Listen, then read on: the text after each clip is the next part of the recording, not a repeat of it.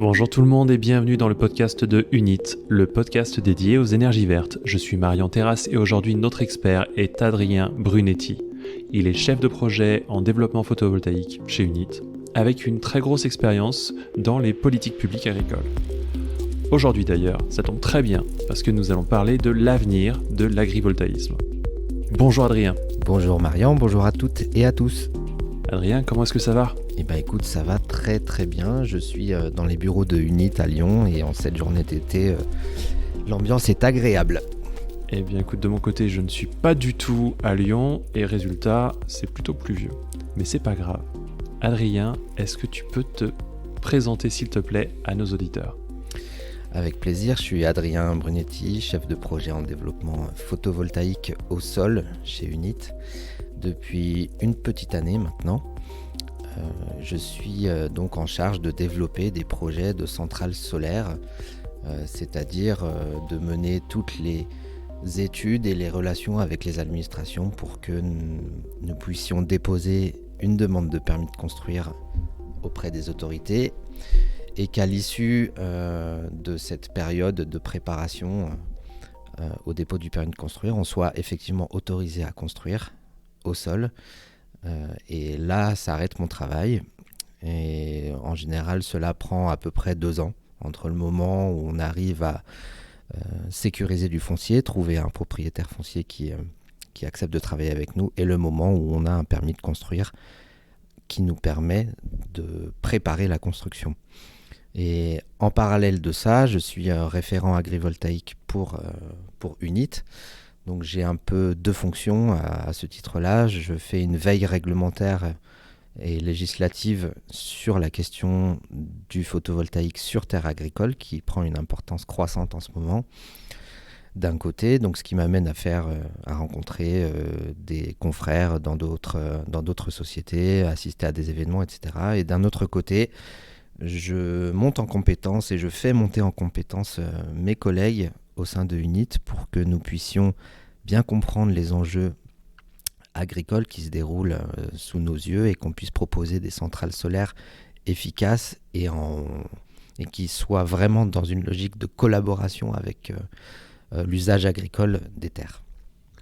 Alors tu l'as dit au début de ta présentation, il y a une grosse problématique de temps sur les différents projets. Tu parles de 2 ans avant de démarrer un projet. Et pourtant, en France, l'objectif, c'est que le photovoltaïque s'accélère et contribue à faire baisser le prix de l'électricité. D'ailleurs, il y a eu cette loi d'accélération des énergies renouvelables qui propose des mesures censément destinées à accélérer le déploiement de manière bien encadrée. Est-ce que tu peux nous faire un petit topo sur la question ? Où c'en est aujourd'hui ? Comment ça se passe ? Alors, effectivement, tu l'as dit, il y a une loi d'accélération de la production des énergies renouvelables qui a été préparée, puis votée, puis promulguée par le président de la République en mars 2023. Et dans cette loi d'accélération des énergies renouvelables qui a été votée par une petite majorité au Parlement, c'est-à-dire à l'Assemblée nationale et au Sénat, eh bien, on reconnaît l'opportunité que représente l'énergie solaire en France. Et alors qu'on sait que le photovoltaïque est déjà une source d'électricité décarbonée, c'est-à-dire qui ne contribue pas au changement climatique, qui est fiable, qui est également rapide à mettre en œuvre et surtout qui n'artificialise pas les sols, c'est-à-dire qu'elle ne détourne pas les sols de leur qualité première, que ce soit agricole ou autre, puisqu'il est encore possible d'utiliser les sols pour autre chose que de la production énergétique quand on place une centrale solaire sur ces sols-là. C'est aussi une énergie qui est recyclable et ça c'est quelque chose qu'on voit très très peu. C'est-à-dire que les panneaux présentent un grand taux de recyclabilité de l'ordre de 96%. Et donc c'est une énergie qui est très intéressante. La loi d'accélération de la production des énergies renouvelables ne vient pas là par hasard. Elle vient parce que les objectifs de production d'énergie renouvelable ont d'abord été établis au niveau européen. Ce sont les instances européennes qui ont établi des directives, enfin en tout cas des textes sur le développement des énergies renouvelables en Europe. Et depuis environ 6 mois, en France, on parle de l'accélération de la production des énergies renouvelables parce qu'il y a eu un grand pas en avant qui a été fait au niveau des institutions européennes. C'est-à-dire que les États membres de l'Union européenne se sont engagés à produire 45% d'énergie de sources renouvelables dans leur mix énergétique d'ici à 2030. Alors que auparavant, cet objectif n'était qu'à 32%. Donc il y a un saut énorme qui a été fait par les politiques publiques européennes et qui, forcément, la France étant un pays membre de l'Union européenne, qui s'est reflété en France. Il y a eu ça, d'un côté, un changement, on va dire, législatif, réglementaire. Et de l'autre côté, il y a eu évidemment la crise de l'invasion de l'Ukraine par la Russie, qui s'est accompagnée de la part des autorités russes d'une pression sur l'approvisionnement de l'Europe en énergie. Le gaz, en fait, l'Europe dépend du gaz russe dans une très grande partie pour répondre à ses besoins en consommation d'énergie. Et donc il y a eu une prise de conscience, on se souvient tous de l'augmentation incroyable qu'il y a eu des prix à la pompe. Et donc tout ça a accéléré une prise de conscience. C'est souvent en cas de crise qu'on prend conscience d'une situation. Il y a eu une accélération de la prise de conscience et donc le corollaire, ça a été de dire « Ok, il faut accélérer sur les énergies renouvelables ».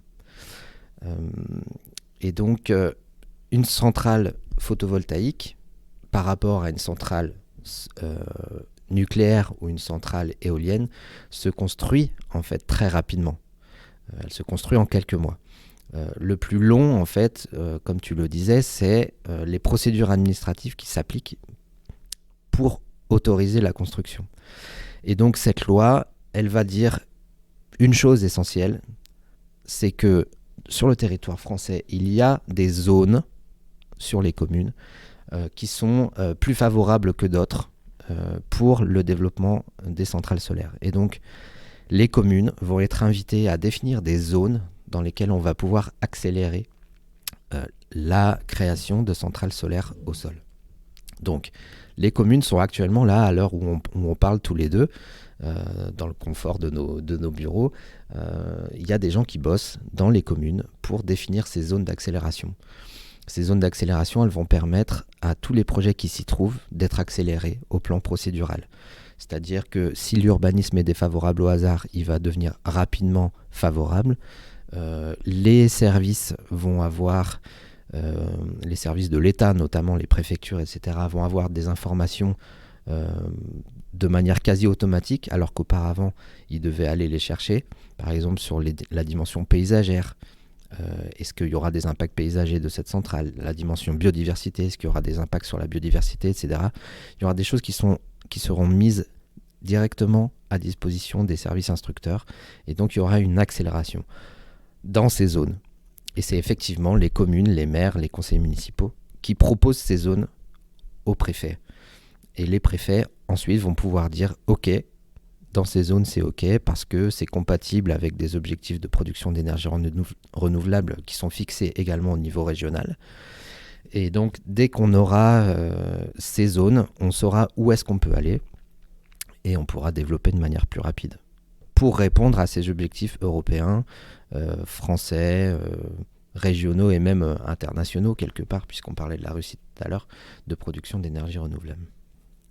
Ok, donc on a des objectifs assez clairs, des objectifs assez ambitieux pour le moment.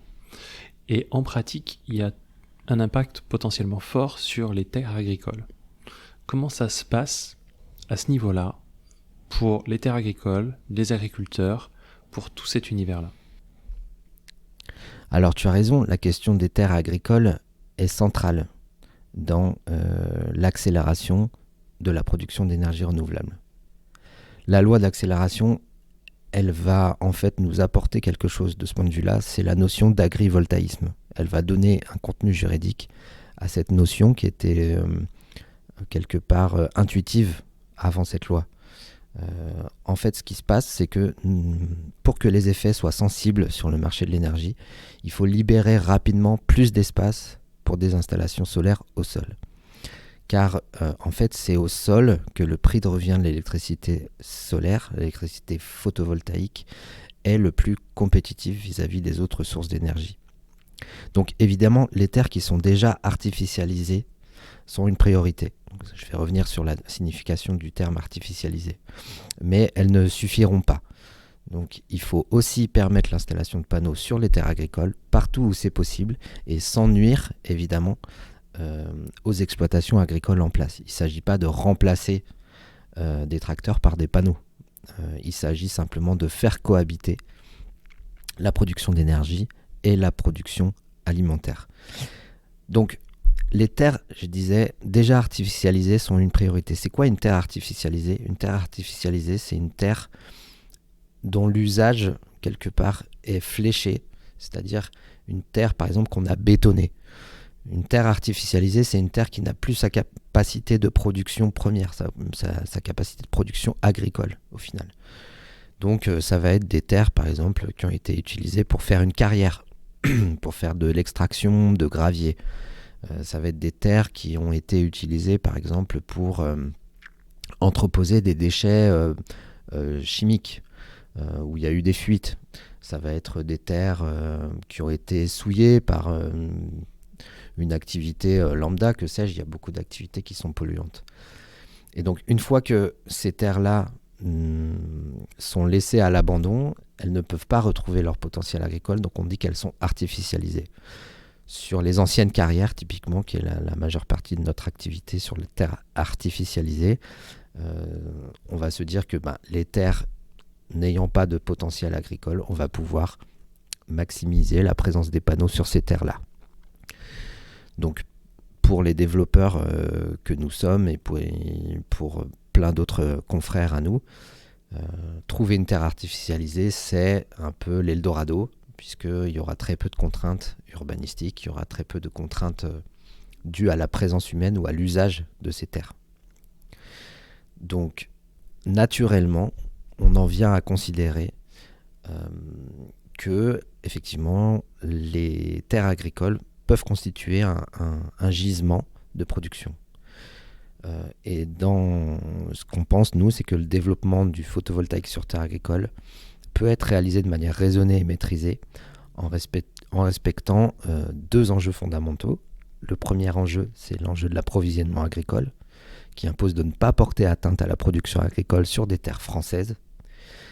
Et deuxième enjeu, l'enjeu de l'approvisionnement en énergie décarbonée et à coût maîtrisé, qui nous impose, au regard de tous les objectifs dont on a parlé juste avant, de ne pas empêcher un projet photovoltaïque s'il permet de produire une électricité locale et durable. Et dans la mesure où il ne porte pas atteinte à la production agricole, bien sûr.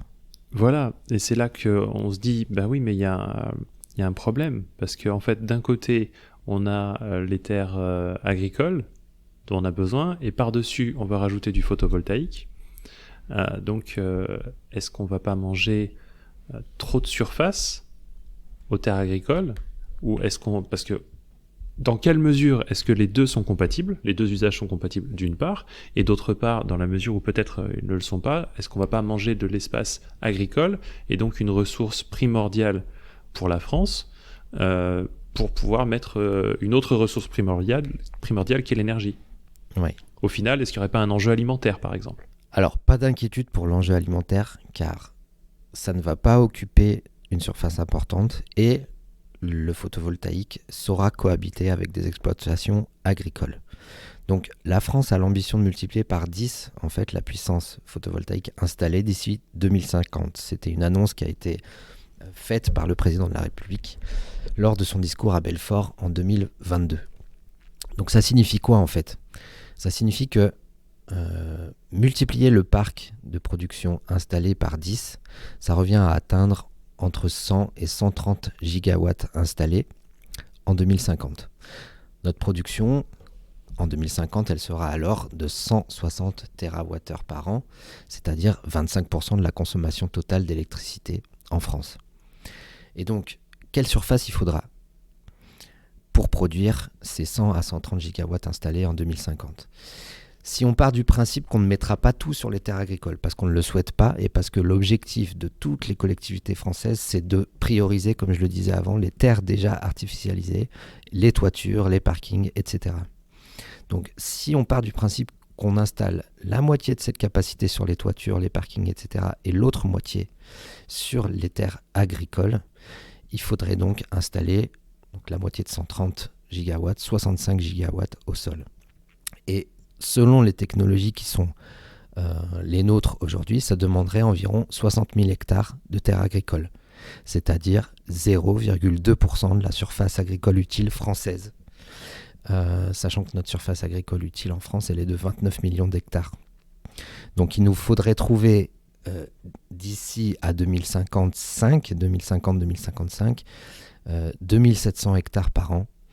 Et donc c'est 10 fois moins, en fait ces 2700 hectares, c'est 10 fois moins des terres qu'on affecte chaque année à la construction de maisons.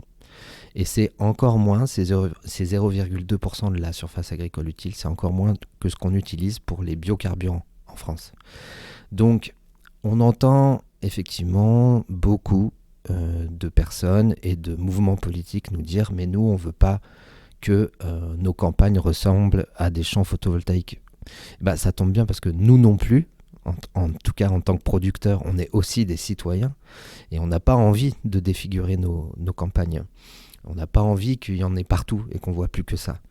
De toute façon, on n'aura pas besoin de tout ça. On aura besoin vraiment d'une fraction très petite de terres agricoles. Et quand bien même il serait question simplement de parler de la surface que ça occuperait, le photovoltaïque sur terre agricole cohabite avec l'usage agricole des terres. Donc en fait, on ne transforme pas des terres agricoles en champs photovoltaïques, on maintient une activité agricole.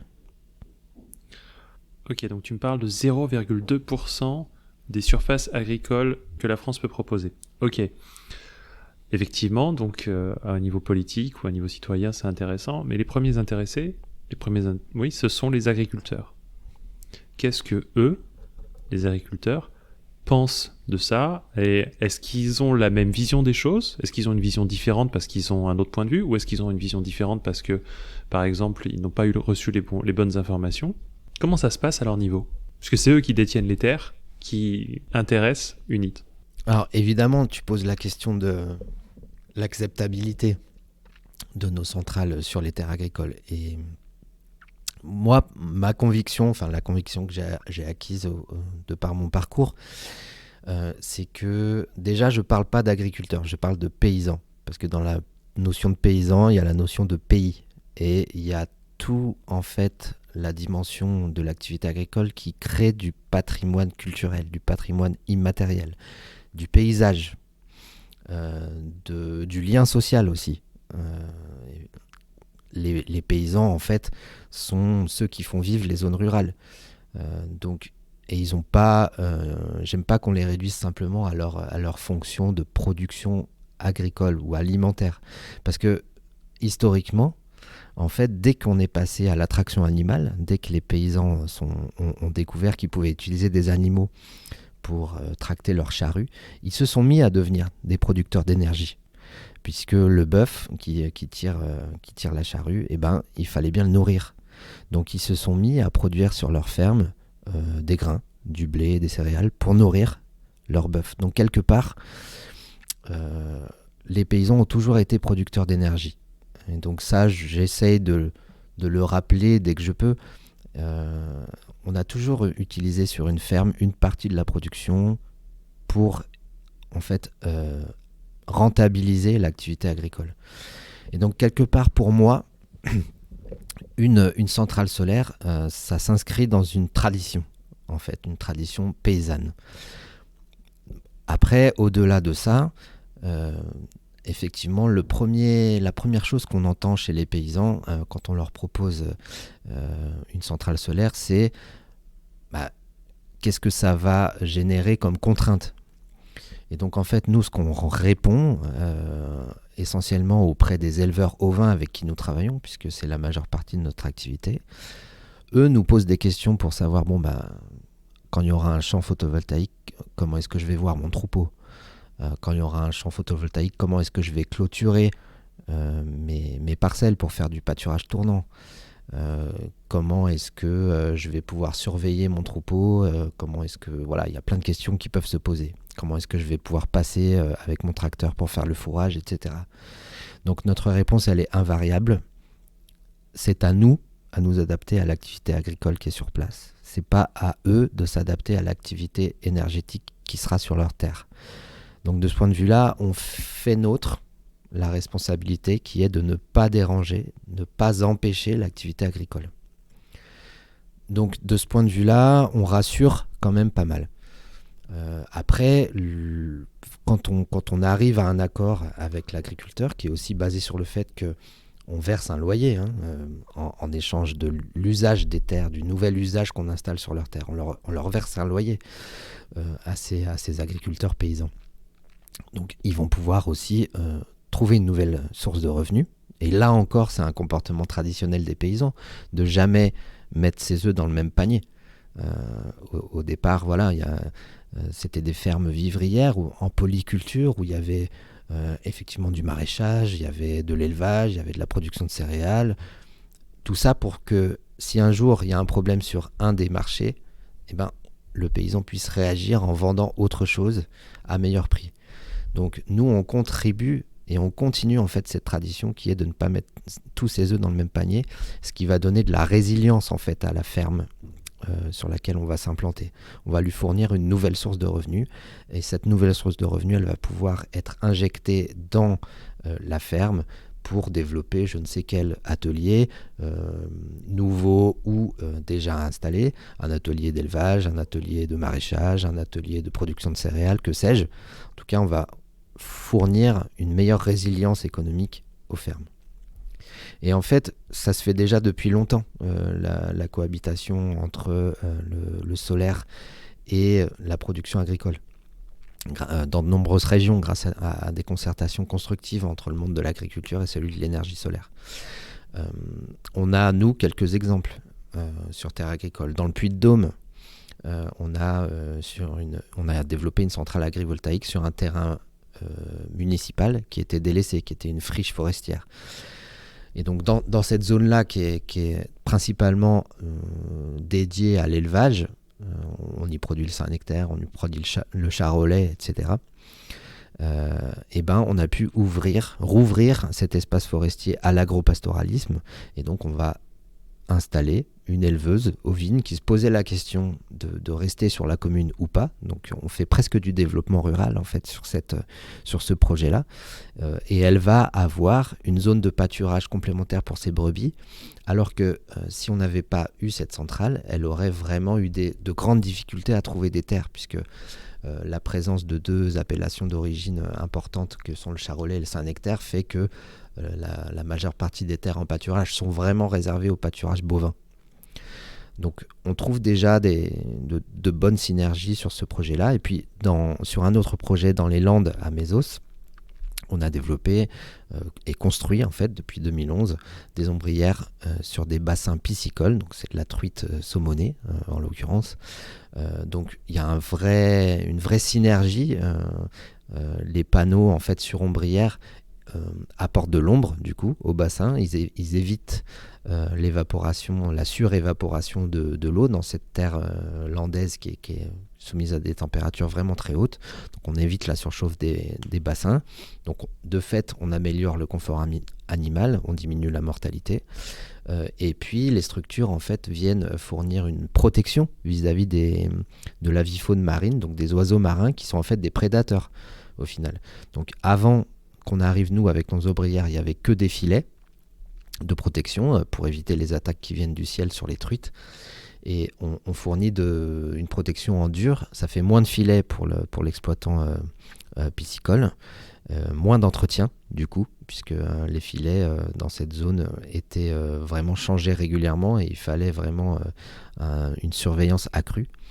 Donc on change aussi la manière dont on travaille sur les exploitations agricoles sur lesquelles on s'implante. On a aussi en développement des installations sur parcours de volailles.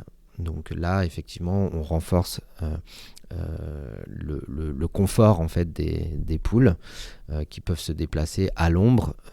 Et puis en fait, les poules sont des animaux assez craintifs, donc ils recherchent en fait quelque part la protection des ombrières. Donc on va les inviter à sortir sur leur parcours volailler, et donc elles vont faire plus de chemin au final sur les unités de production, et puis quelque part être de meilleure qualité. C'est un peu pareil pour les éleveurs ovins. Les moutons cherchent naturellement l'ombre en période sèche et des abris en période froide ou hivernale. Donc les panneaux vont pouvoir fournir ça.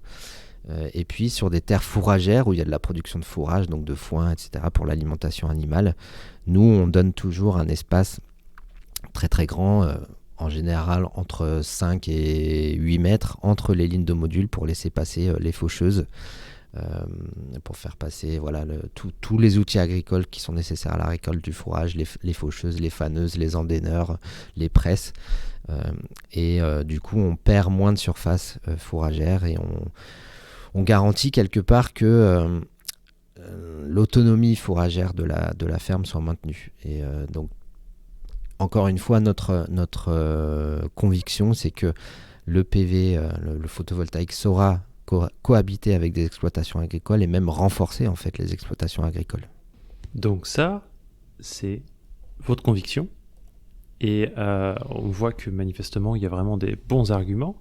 Mais au niveau des agriculteurs, est-ce que eux, ils comprennent, connaissent, partagent cette opinion aujourd'hui? Ou est-ce qu'il y a encore un travail d'évangélisation presque, je dirais? Moi, je dirais que les paysans comprennent. Ils voient l'intérêt que ça peut leur donner d'accueillir des panneaux sur leur terre. Et en fait, au final, quand on discute avec un éleveur ovin et qui connaît parfaitement ses moutons, il sent que ça va être quelque chose de différent, que ça va apporter une nouvelle dimension à son exploitation, que ça va lui faire se poser des questions, mais aussi que ça peut l'aider. La filière ovine en France, elle est, on va dire, sous pression. On importe pour notre consommation de viande en France 1 agneau sur 2. Donc 1 agneau sur 2 ne vient pas de France dans nos assiettes. Il vient d'Irlande ou de Nouvelle-Zélande en fonction des circuits d'importation qui existent déjà, et en fonction effectivement des accords commerciaux que nous sommes amenés à signer en tant que État membre de l'Union européenne. Donc la filière ovine a besoin de soutien. Elle a besoin qu'on s'intéresse, et donc quelque part, c'est ce que nous faisons, nous en tant que producteurs. Donc j'ai pas de mal, de par mon expérience, à parler avec des agriculteurs, des paysans. J'ai pas de mal à leur faire comprendre que c'est intéressant pour eux, et eux-mêmes le comprennent. Ils n'ont pas besoin de moi en réalité, puisque le développement de l'énergie solaire, on n'est pas les seuls à le porter. C'est vraiment dans le débat public depuis plus d'1 an maintenant, vraiment. Donc quelque part, ils ont déjà pour la plupart leur idée sur la question avant même qu'on arrive. Les réticences, on les trouve plus au niveau des citoyens, qui se posent la question sur les paysages, qui se posent la question sur qu'est-ce que ça va m'apporter en fait d'avoir une centrale solaire à côté de chez moi. Donc là aussi, on a toute une série de réponses à apporter. Et les préoccupations de ces citoyens, elles sont relayées par les maires et par les conseillers départementaux et les conseillers régionaux. Et donc c'est à eux aussi qu'on doit de faire prendre conscience que l'agrivoltaïsme ne met pas en péril la souveraineté alimentaire française. Et ça, c'est quelque chose qui, quand on porte un regard trop rapide sur la question, c'est quelque chose qui peut être conclu facilement, quoi. Donc nous, on est là, si tu veux, on est là pour, pas pour évangéliser, c'est pas la question, mais on est là pour expliquer quel est notre point de vue, quelle est notre conviction, la rappeler, et puis essayer d'arriver à un point commun, c'est-à-dire que on est un producteur d'énergie renouvelable, mais on est aussi citoyen. on a à cœur de servir les intérêts énergétiques de la France et de l'Europe. On n'est pas là pour transformer les zones rurales en zones à panneaux, en zones à éoliennes ou en zones à méthaniseurs. Ça n'a aucun intérêt pour nous. Puisque nous aussi, effectivement, on utilise les zones rurales, on s'y rend pour nos vacances, pour plein d'autres choses. Et on a à cœur à ce qu'elles restent des zones de vie vivantes, agréables, performantes, innovantes. On a envie d'avoir des zones rurales qui soient vivables, vivaces et vivantes. Alors maintenant, la problématique, c'est est-ce que ça va être possible de faire ça rapidement dans les délais qu'on s'est impartis? Et ça me ramène à la législation actuelle, et notamment à cette nouvelle loi qui est sortie, cette loi d'accélération sur les terres agricoles. Est-ce que tu penses que c'est une bonne loi qui va être efficace et qui va vraiment aider à accélérer le photovoltaïque en terres agricoles notamment, puisque c'est le sujet qui nous intéresse? Alors pour te répondre, évidemment la réponse à cette question, elle n'est pas oui-non, elle est dans la zone grise quelque part. C'est que ce serait une bonne loi si. Donc c'est une bonne loi si en France, il y a cette véritable envie, cette volonté de changer notre mix énergétique. Je ne te cache pas qu'on est l'un des seuls pays au monde à avoir autant d'énergie nucléaire dans notre mix énergétique. Ça a été un choix politique qui a été fait dans les années 70. Et c'était sous le mandat du président François Hollande qu'on a commencé déjà à mettre cet objectif de réduction de la part du nucléaire dans notre mix énergétique. Et puis l'emblème de ça a été la fermeture de la centrale de Fessenheim dans l'est de la France, qui a généré vraiment beaucoup de débats et qui a suscité en fait des réactions à la fois très en faveur et très contre. Donc je pense que malgré tout, c'est une trajectoire qu'il faut continuer. C'est-à-dire que si on veut accélérer la production d'énergie renouvelable, ça veut dire qu'on veut accélérer la décroissance de l'énergie nucléaire dans notre mix énergétique. L'un ne va pas sans l'autre, en réalité. Ça ne veut pas dire qu'il ne faut pas continuer de recourir à l'énergie nucléaire. Ça ne veut pas dire qu'il ne faut pas continuer à innover dans ce domaine du nucléaire. Ça veut dire que les installations actuelles nucléaires, et surtout celles qui sont vieillissantes, doivent être impactées d'une manière ou d'une autre. Notre réseau de transport d'énergie, il est limité, il a une capacité limitée. Donc plus on injecte de l'énergie en provenance des énergies renouvelables, plus on sature le réseau. Et moins on peut se raccorder. Donc s'il n'y a pas une contrepartie pour adapter l'existant, je pense que à ce moment-là, on pourra pas en fait remplir nos objectifs. Donc il faut penser la question des énergies renouvelables comme étant en interaction avec la question de l'énergie nucléaire et des autres énergies présentes dans notre mix énergétique. Pour reprendre par rapport à cette loi d'accélération des énergies renouvelables, directement cette loi qui nous intéresse, je note qu'il y a une problématique nouvelle qui se pose, à savoir est-ce que le photovoltaïque agricole sera utile à l'agriculture ou est-ce qu'il sera simplement compatible? J'ai entendu parler d'une problématique de définition qui arrivait progressivement sur la scène législative, on va dire. Est-ce que tu peux nous faire un petit récapitulatif de cette histoire de définition et pourquoi ça va être important pour nous dans les mois, années à venir? Oui, bien sûr, je peux te dire un peu de quoi il en est dans cette loi, de quoi il en retourne dans cette loi. Dans l'article 54, on donne une définition juridique de l'agrivoltaïsme. Et effectivement, l'agrivoltaïsme, ça va au-delà du simple photovoltaïque sur terre agricole. C'est que un projet sera agrivoltaïque s'il apporte un bénéfice à l'agriculture, un service à l'agriculture, que ce soit en termes de lutte contre le changement climatique, de bien-être animal, de protection contre les aléas climatiques extrêmes. Voilà, il ne t'aura pas échappé que le mois de juillet 2023 est en fait le mois le plus chaud qui a été enregistré depuis que les mesures météorologiques existent. Donc on est face au changement climatique. Et beaucoup l'ont ressenti en juillet ce réchauffement climatique. Si la moyenne des températures en mois de juillet a été la plus haute jamais enregistrée, ça veut dire qu'il y a eu des événements climatiques plus extrêmes encore qu'avant. Et donc c'est là où l'agriculture se trouve en difficulté. C'est dans les événements climatiques extrêmes. C'est pas forcément dans le ressenti. S'il fait très très chaud, même sur une petite période, tu peux voir ta production vraiment dégringoler.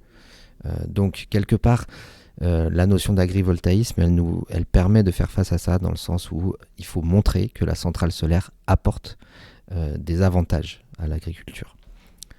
Donc nous, en fait, ce qui va se passer, c'est que sous nos panneaux, on va créer un microclimat où la température sera moins sujet à des augmentations ou à des diminutions extrêmes.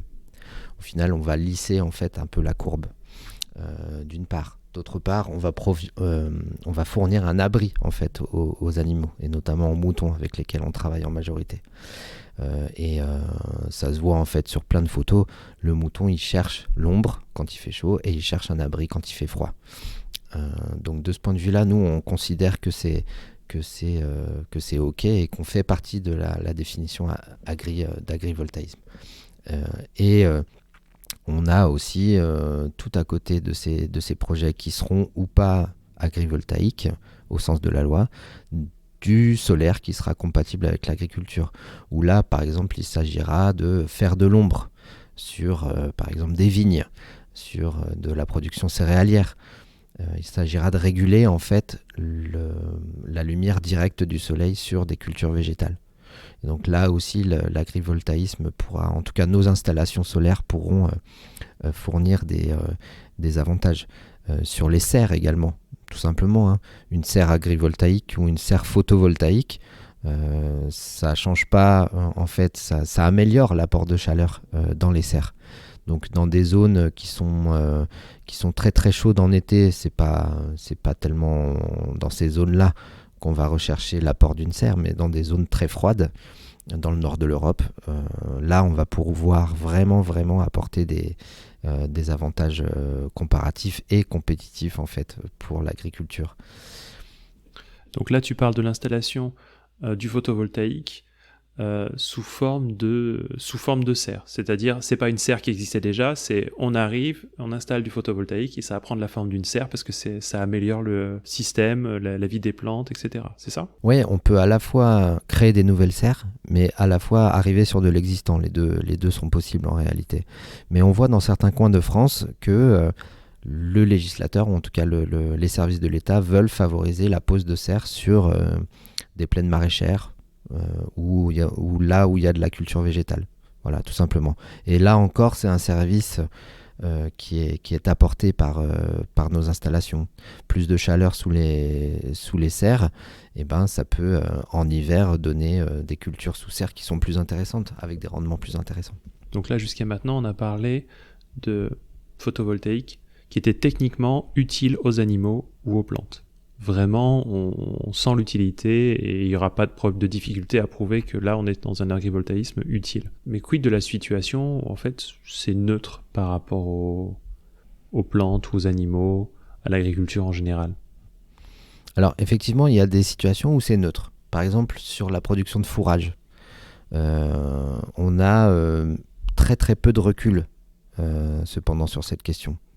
Donc sur la question du fourrage, par exemple, on voit que la situation est neutre parce que entre les pertes de production fourragère et les gains qu'on gagne, par exemple, en situation de sécheresse, on voit que globalement, sur toute la saison, la situation est neutre pour le fourrage. Mais là encore, c'est des études qui datent d'il y a 2 ou 3 ans. Donc c'est quelque chose sur lequel on manque de recul. Donc ce que nous nous engageons à faire sur la majeure partie de nos projets sur terre agricole, c'est contribuer à la production de connaissances scientifiques sur la question du comportement agricole sous les panneaux. dans différentes composantes, production de fourrage, bien-être animal, services de lutte contre le changement climatique. Et pour ça, on a conclu un accord avec l'INRAE, qui est l'Institut national de recherche agronomique et en environnement, anciennement INRA, qui a développé un programme national de recherche sur l'agrivoltaïsme. Et on est à peu près 70 entités à avoir signé cet accord. C'est un consortium à la fois scientifique et économique qui regroupe des universités, des centres de recherche, des développeurs, des chambres d'agriculture pour en fait produire de la donnée sur les rendements agricoles là où il y a des centrales solaires. Donc, dans la mesure où on a sur les études existantes qui ont 2-3 ans, progressivement acquis la conviction qu'il y a une vraie synergie et qu'on n'est pas à 100% des cas sur quelque chose de neutre, sur une contribution neutre de la centrale solaire à l'agriculture, mais sur une contribution positive de la centrale, on cherche maintenant à raffiner le propos en disant voilà, on peut le prouver. On n'est pas simplement dans de l'affirmation un peu de but en blanc, on est sur de la donnée construite, comparée, partagée avec la communauté scientifique. Donc c'est ça qu'on cherche à développer de plus en plus pour donner à la fois la certitude à nos collaborateurs et à nos clients que ce que nous faisons est bien, mais aussi nous rassurer, nous, sur le fait qu'on n'est pas en train de faire n'importe quoi au final. Donc on a conclu cet accord avec l'INRAE pour partager avec la communauté scientifique et servir de laboratoire en fait aux scientifiques pour récolter des données. Et on est aussi en lien avec la Fédération nationale ovine. Donc là, c'est le syndicat qui représente les producteurs ovins, viande, ovins, lait, qui eux ont aussi des recommandations pour la définition de nos centrales. Eux, ils vont intervenir sur la dimension technique, sur la conception des centrales. Ils vont nous dire, pour qu'il n'y ait pas de problème de circulation du cheptel sous les panneaux, il faut qu'il y ait un point bas à 1,50 m, 1,20 m. Il faut que tous les 100, 150 mètres, 120 mètres, il y ait une pénétrante qui est une piste pour que en fait, on puisse clôturer de manière facile pour du pâturage tournant. Donc le pâturage tournant, c'est le fait d'avoir une très grande parcelle disponible au pâturage pour les bêtes et on va la fragmenter, la diviser en enclos d'un certain nombre d'hectares en fonction de la taille du cheptel qu'on a pour que effectivement les animaux puissent pâturer sur des zones et puis dès qu'on a fini une zone, qu'elle est suffisamment pâturée, on passe à une autre zone, puis à une autre zone, puis à une autre zone pour finalement couvrir l'ensemble de la parcelle. Ça, c'est du pâturage tournant, c'est une technique ancestrale de toute façon et qui nécessite de pouvoir clôturer en fait à l'intérieur d'une parcelle. Donc nous, dans la majeure partie des cas, on demande à l'agriculteur, à l'éleveur ovin, quelle est sa méthode de pâturage, si c'est du pâturage dynamique, pâturage tournant, etc. Et donc on va s'adapter en fait. On va lui fournir déjà les clôtures pour qu'il puisse pâturer s'il en manque. On va lui fournir également, s'il doit faire du fourrage sur sa ferme, on va lui fournir la certitude que ces endaineurs, que ces faucheuses, que ces faneuses, que ces presses peuvent passer entre les rangs de panneaux pour que lui, il puisse continuer à avoir une autonomie en fourrage. Par exemple, s'il doit se protéger du loup dans certains coins, c'est nécessaire. Et si jusqu'à maintenant, par exemple, admettons, il n'a pas pu s'acheter des clôtures électriques, on va lui fournir des clôtures électriques pour se protéger du loup. Donc en fait, ce que j'aime moi dans mon travail personnellement, c'est qu'on rentre dans un microcosme agricole quand on est en discussion avec un agriculteur, plus précisément un paysan. On rentre dans un microcosme, on rentre dans un territoire, on rentre dans des enjeux de biodiversité, de paysage. On entre au contact de ce qui fait l'âme d'un pays ou d'un territoire. Et c'est ça que j'aime. C'est ça que j'aime dans ce travail. Bon, je dérive un peu par rapport à ta question. Mais c'est ça que j'aime, parce qu'on touche du doigt tout ce qui fait la qualité de nos zones rurales, tout ce qui fait la diversité de nos paysages, tout ce qui fait la diversité, la richesse de notre gastronomie. Et donc on veut le préserver en tant que société, en tant que producteur d'énergie renouvelable, en tant que producteur indépendant. Et moi, en tant que citoyen, j'ai aussi envie de préserver ça.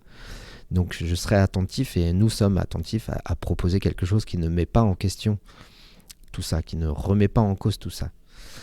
Voilà, bon, je me suis un peu éloigné, j'ai un peu perdu le... D'accord, donc pour reprendre sur ces définitions, on a d'un côté l'agrivoltaïsme qui apporte un service direct à l'exploitation, et parce qu'il permet une meilleure pousse, de protéger les animaux, que sais-je encore, et le photovoltaïque agri-compatible, pour lequel le service, il sera toujours présent, hein, on va apporter des revenus à l'exploitation, qui va permettre à l'exploitation de s'améliorer, etc., sur lesquels peut-être donc, le service sera indirect, mais sur lequel le soutien économique à l'exploitation sera donc vraiment présent, et puis sur lequel peut-être on aura même une meilleure compétitivité du prix de l'énergie, parce qu'en fait, on aura moins à s'attarder sur l'amélioration directe de l'exploitation en elle-même.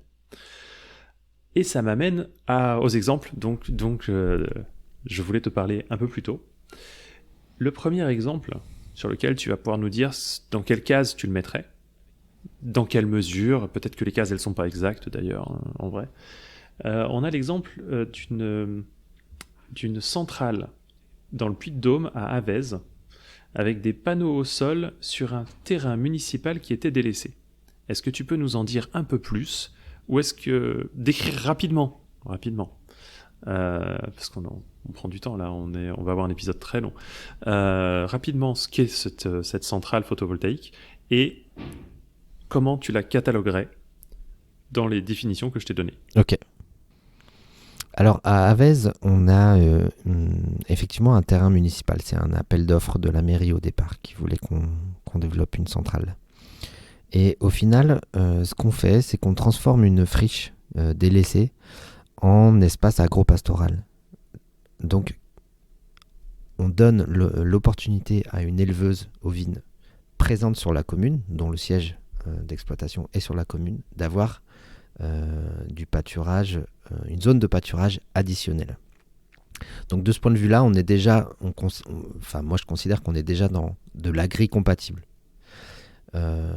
Cependant, le fait qu'elle développe un élevage ovin, un atelier ovin qui va lui permettre de se maintenir sur la commune et de devenir chef d'exploitation, ce qu'elle n'était pas au préalable. Au préalable, elle avait un emploi à mi-temps dans une crèche et le reste de son mi-temps, elle le faisait sur la ferme. Du fait qu'elle ait un atelier ovin et que les panneaux apportent un service direct à l'élevage ovin, on est dans de l'agrivoltaïsme. Le service direct, tu veux dire, ça va permettre aux animaux de mieux vivre ? Oui, ils vont pouvoir déjà se protéger des aléas climatiques extrêmes qui sont forts, hein, d'ailleurs, dans la région. L'hiver est très froid et l'été peut être très chaud. Et d'autre part, on construit en parallèle un bâtiment agricole qu'on va fournir pour une couverture aussi photovoltaïque. Et donc, on améliore ses capacités, en tout cas, de production. Et pour le cheptel, on fournit de quoi... on fournit en fait des motifs de bien-être animal, c'est-à-dire qu'ils vont chercher des abris en hiver et en été. Donc, de ce point de vue-là, on apporte quelque chose, un service direct à l'agriculture là-dessus. Donc oui, si on est donc sur de l'agri-compatible sur lequel il ne reste plus qu'à prouver, regardez le cheptel, il vit mieux, on se doute bien que l'animal il vit mieux, il se met dessous, c'est pas pour rien, mais regardez, le cheptel vit mieux dans le sens où il a une meilleure productivité de fait. Une fois que ce sera prouvé, on pourra prouver que c'est de l'agrivoltaïsme. D'accord. Alors on va prendre un exemple dont j'ai déjà parlé dans ce podcast et donc sur lequel j'ai déjà une petite opinion. C'est des ombrières au-dessus de bassins piscicoles de truites dans les Landes à Mésos. T'as pas besoin de beaucoup détailler, on en a déjà parlé, mais quelle est ton opinion ? On se situe dans quelle définition là ? Eh bien là, on est clairement dans de l'agrivoltaïsme puisque on fournit des ombrières qui recouvrent les bassins de culture des truites. On évite l'évaporation de l'eau, donc on apporte un service direct.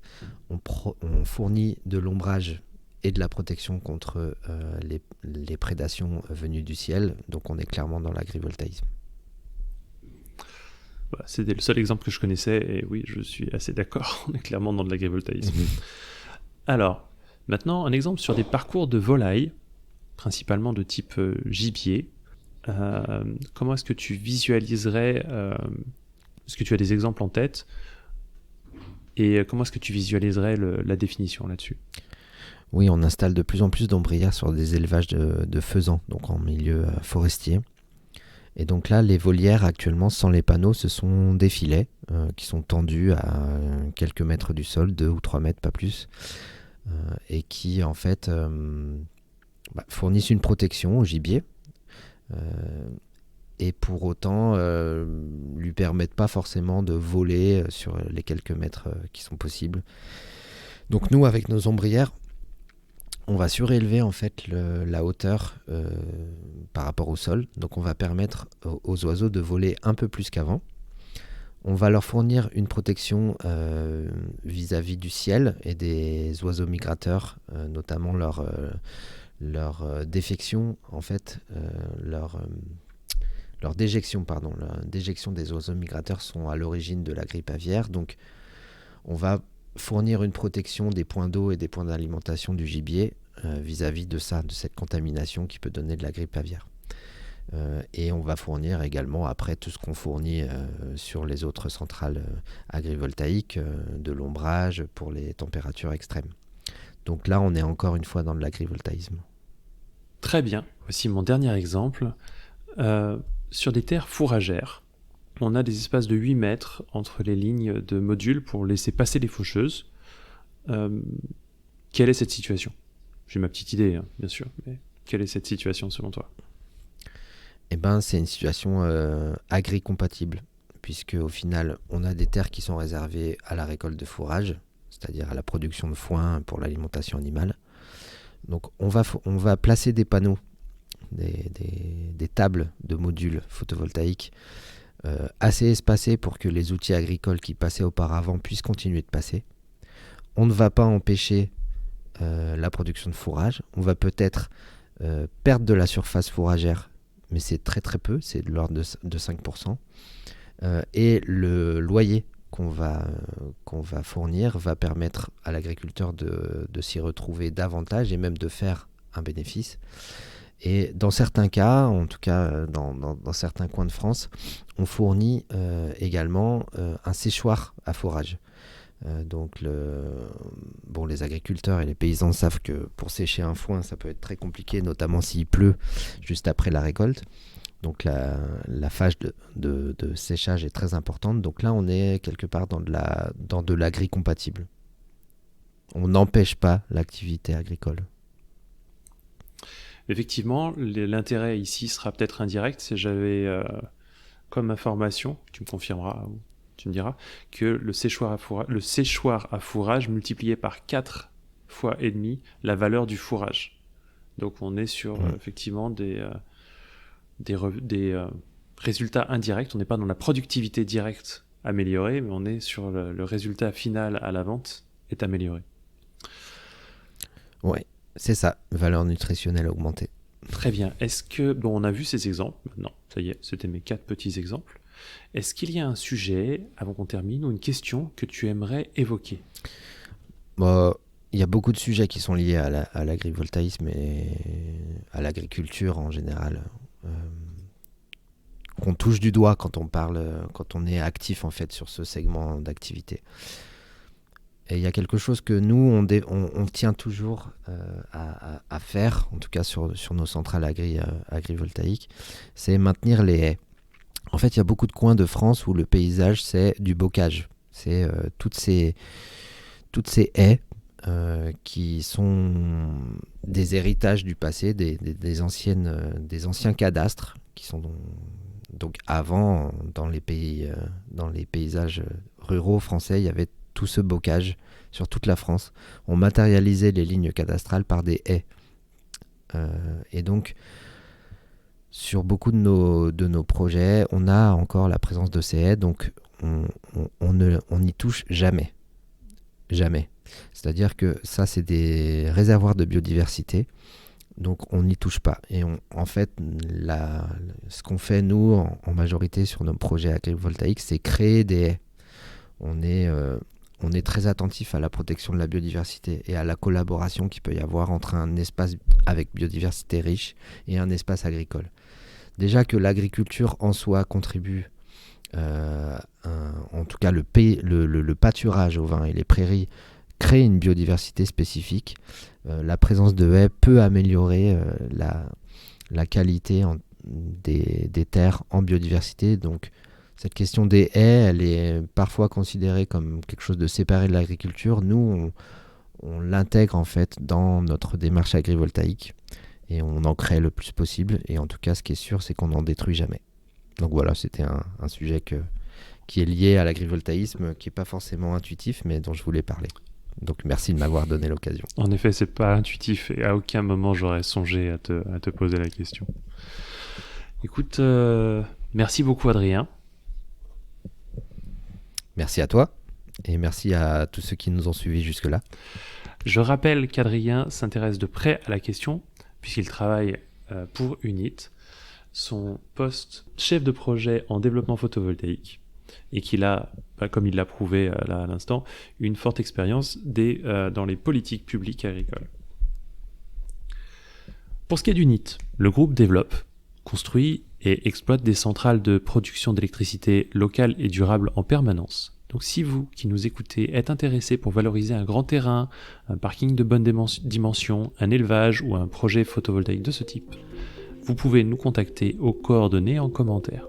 Dans tous les cas, vous êtes intéressé par ce sujet, abonnez-vous au podcast pour en découvrir plus sur l'avenir de l'électricité verte.